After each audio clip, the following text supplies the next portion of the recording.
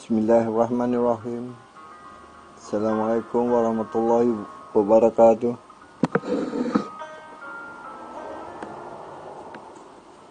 Selamat datang to my channel. Channel yang akan membicarakan soal kehidupan melalui segmen sketsa kehidupan. Alhamdulillah, kawan-kawan masih ada di sini, dan terima kasih kerana sudi menemani saya di sini. Saya harap kawan-kawan akan terus mengikutinya hingga akhir. Saya mohon kepada kawan-kawan yang belum subscribe untuk subscribe sebagai tanda sokongan dan dokongan. Kali ini channel saya melalui seni dan budaya akan menghidangkan kepada kawan-kawan novel Rusuh di Kuala. Novel sulung saya, tapi masih belum dibukukan.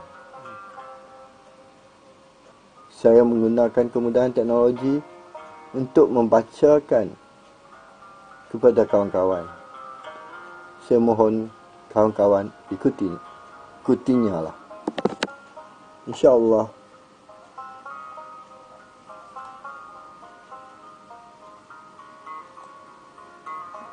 Novel ini saya akan muat naik pada setiap hari Jumaat atau Sabtu. Oleh itu saya minta kawan-kawan untuk subscribe channel ini agar tidak terlepas. Tanpa melengahkan masa, jom kita ikutinya. Tapi sebelum itu, kita ikuti dulu opening video. Jom kita. Alhamdulillah, kawan-kawan masih ada di sini, dan terima kasih kerana sudi menemani saya di sini. Saya harap kawan-kawan akan terus mengikutinya hingga akhir. Saya mohon kepada kawan-kawan yang belum subscribe untuk subscribe sebagai tanda sokongan dan dokongan. Bagi kawan-kawan yang telah subscribe channel ini, saya ingin merakamkan jutaan terima kasih, dan saya mohon untuk terus mengikuti video yang telah diupload. Sekiranya kawan-kawan ingin melihat video lain di channel saya ini, kawan-kawan boleh type nama saya Azaman Sulaiman di wall YouTube. InsyaAllah akan muncul video-video dari channel saya di beranda YouTube, dan pilihlah mana yang berkenan di hati.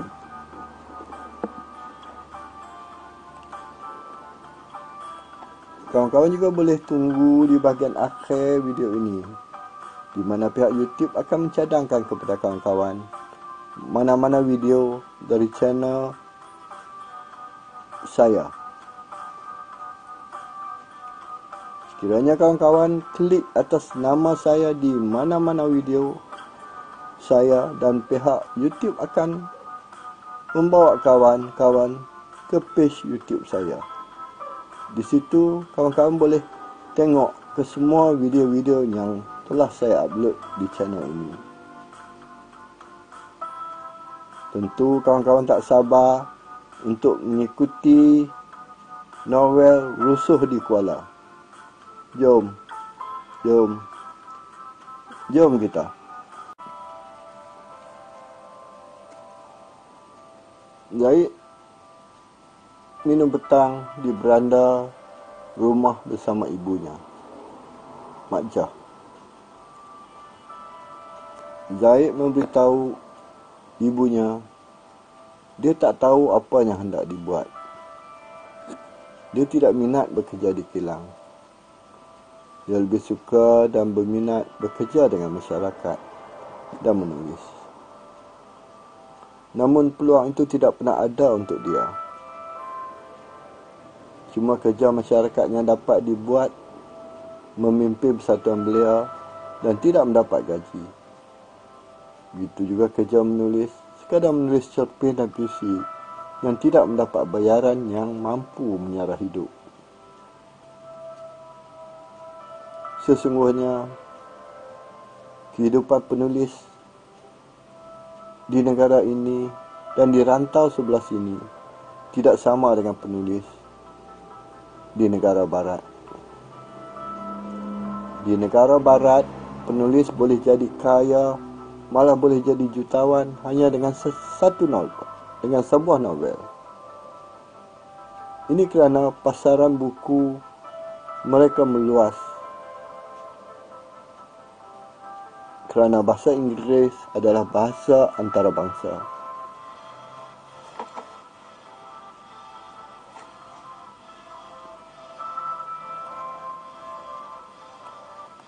Zahid, bersabarlah. Terus berusaha dan berdoa. Kerana segala kadar dan kadar Allah pada manusia hanya akan tertolak dengan doa. Berdoa dan beristighfar banyak-banyak. Di samping terus berusaha dan jangan berputus asa. Nasihat Mak Jah kepada anak kesayangannya. Kerja yang dilakukan sekarang perlu dibuat bagi kelangsungan hidup kita. Kalau tidak kerja, macam mana kita nak makan? Jika tidak ada pendapatan, bagaimana ahli persatuan hendak menghormati Zaid sebagai pemimpin? Jadi bagaimana Zaid hendak membeli buku, majalah, akhbar dan sebagainya sebagai alat bantu kerja penulisan? Kata Mak Jah lagi sambil merenung wajah anak lelaki kesayangannya itu.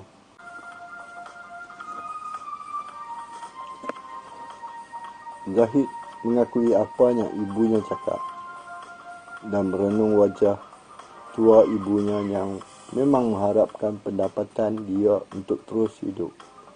Dia sedar itu. Zaid termenung panjang. Mak jangan bimbang. Zaid tidak akan mengabaikan tanggungjawab Zaid mencari rezeki untuk kita. Walaupun jiwa Zaid sendiri kadang-kadang tertekan dan memberontak, ujar Zaid mohon pengertian. Mak percaya dan Mak yakin akan keupayaan Zaid. Walaupun Zaid anak bongsu Mak, tapi sikap Zaid lebih daripada anak bongsu, balas ibunya.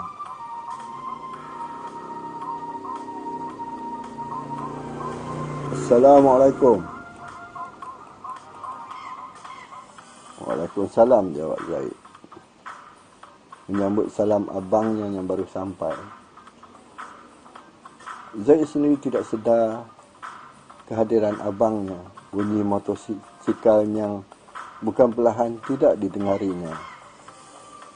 Zaid tenggelam dalam mainan perasaannya sendiri. Naiklah Zahir, duduk.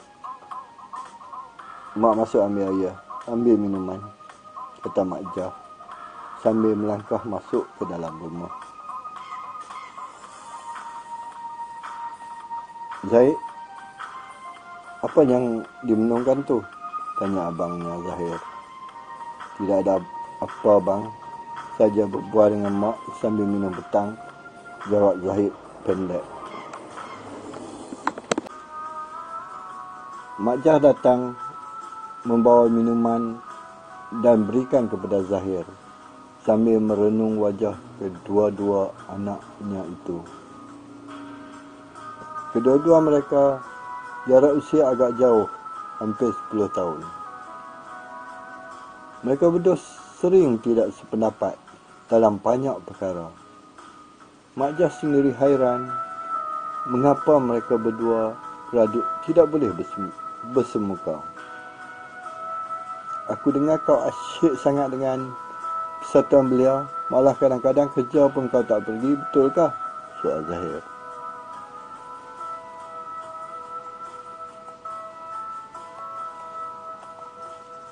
Zaid tahu abangnya mendapat cerita dari jiran sebelah rumah, bukan orang lain, tapi adik-beradik mereka juga.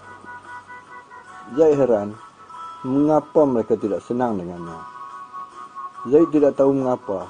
Ada saja perkara yang bagi mereka negatif dan mereka adukan kepada abangnya. Zaid heran. Zaid pernah melancarkan projek pemulihan tanah orang di kampung, melibatkan golongan belia dan anak jirannya sendiri mengusahakan ladang pisang sebanyak 3 ekar. Berjaya dan kini anaknya tidak buat kerja lain melainkan menguruskan ladang pisang itu. Zahid tidak pernah minta apa-apa, malah sesikat pisang pun tidak pernah diberikan kepada Zahid sebagai tanda terima kasih. Namun Zahid tidak pernah persoalkan semua itu. Apa yang dia buat ikhlas.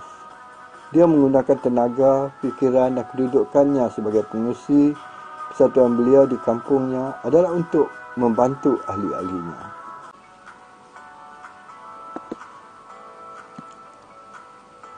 Zaid ingin mengubah persepsi masyarakat terhadap kerja pertanian ini sebagai kerja yang tidak menguntungkan. Dia ingin menanam di minda ahli belia pertanian adalah satu perniagaan selaras dengan kehendak kerajaan. Zaid juga sering melihat melalui filem luar, di sana peladang merupakan orang kaya. Persoalannya, mengapa di sini peladang merupakan orang miskin?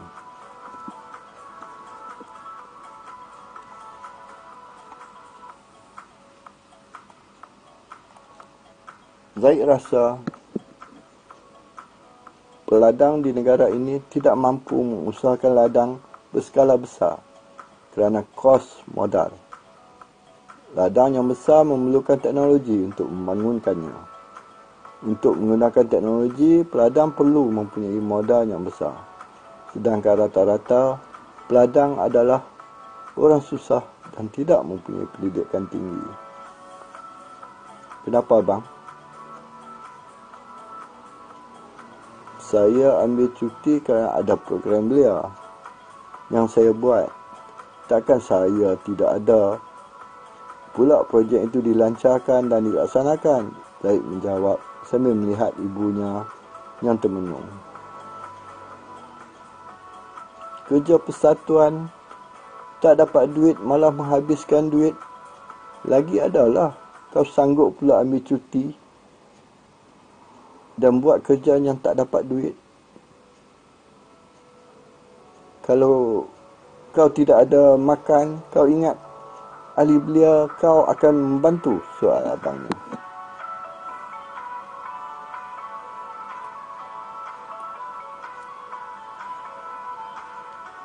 Abang, itu minat saya, abang. Saya memberi khidmat berdasarkan ilmu yang saya ada dan saya tidak pernah mengharapkan apa-apa balasan. Samalah juga kita lihat hobi seseorang, misalnya memancing. Kadang-kadang mereka berbelanja agak besar, masa dan tenaga yang dihabiskan tidak berbaloi. Lebih baik dia memilih saja, jawab Zahid panjang lebar. Biarkanlah dekat dia, Zahid. Itu minat dia. Lagipun dia tidak menyusahkan sesiapa, termasuk kau. Malah banyak membantu masyarakat belia di kampung ini, Ibu Zaid membela.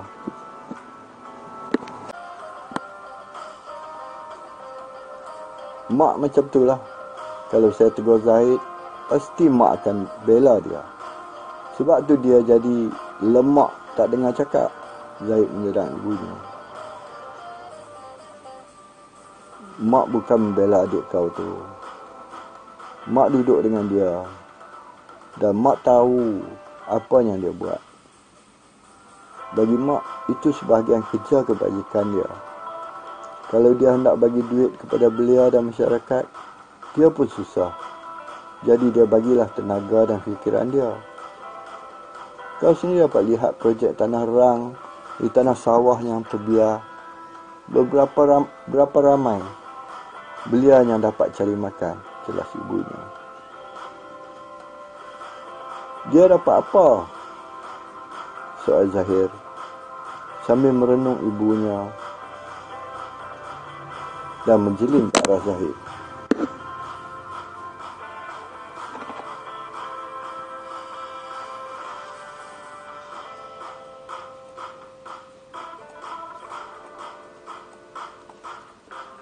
Dia dapat pahala kebajikan. Dia buat tanpa mengharapkan apa-apa daripada mereka. Kalau dia nak turut serta dalam projek itu, kita tak ada tanah sawah. Hanya tapak rumah sekakang kera ni saja milik kita. Ibunya terus mempertahankan tindakan Zahid. Abang tak payah risau. Saya dah pun tak pegang apa-apa jawatan dalam persatuan belia tu lagi. Zahid malas hendak bertekak dengan abangnya dan bangun berlalu masuk dalam rumah. Zahid memandang adiknya dengan perasaan tidak senang. Sambil menyambung, kata, "Mak tengok." Mak kata dia buat jasa dan kebajikan kepada golongan belia. Tapi apa jadi sekarang? Mereka tendang dia macam tu saja keluar dari kepimpinan persatuan, kata Zahid.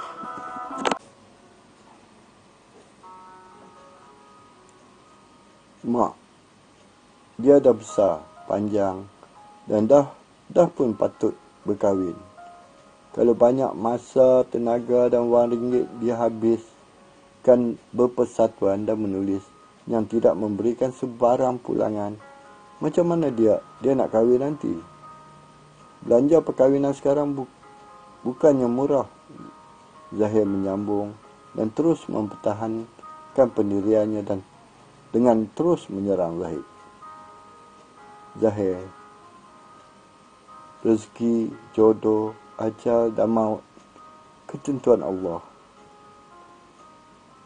Bila tiba masanya, Allah akan lorong dan pemudahkan. Kita tidak payah fikir soal itu.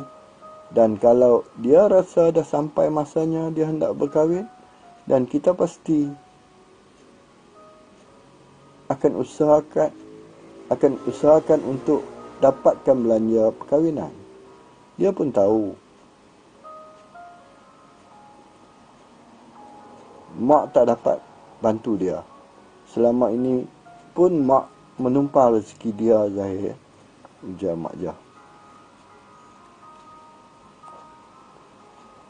Zahir hilang kata bicara kerana setiap apa yang dia perkatakan mengenai Zahid mendapat pembelaan ibunya. Zahir kecewa dan turun dari rumah dengan muka yang masam mencuka, mendapatkan motosikalnya dan berlalu. Mak Jah hanya memandang Zahid berlalu dengan menggeleng-gelengkan kepalanya. Mak Jah cukup heran mengapa Zahid langsung tidak sependapat dengan adiknya Zahid. Zahid dan Zahir dua beradik dari satu mak dan satu ayah, tapi mereka tidak sependapat dalam segala hal. Bagi Mak Jah, Zahid yang dipertikaikan Zahir lebih bertanggungjawab. Zahidlah yang bertanggungjawab menjara kehidupannya kini jika dibandingkan dengan Zahir yang selepas kahwin memang jarang sekali memberikan belanja rumah. Alhamdulillah. Demikianlah cerita bab 1 novel Rusuh di Kuala, di mana Zahir, abang kepada Zahid yang telah berkahwin, tinggal berasingan, datang ke rumah ibunya dan mempertikaikan sikap adiknya yang terlalu gila buat kerja-kerja kemasyarakatan.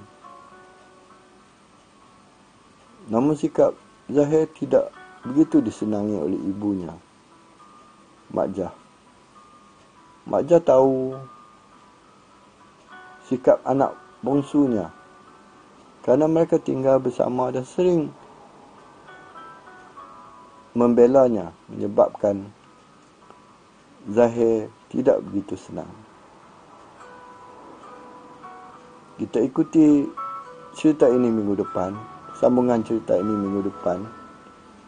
Apakah Mak Jah akhirnya termakan dengan hasutan Zahir?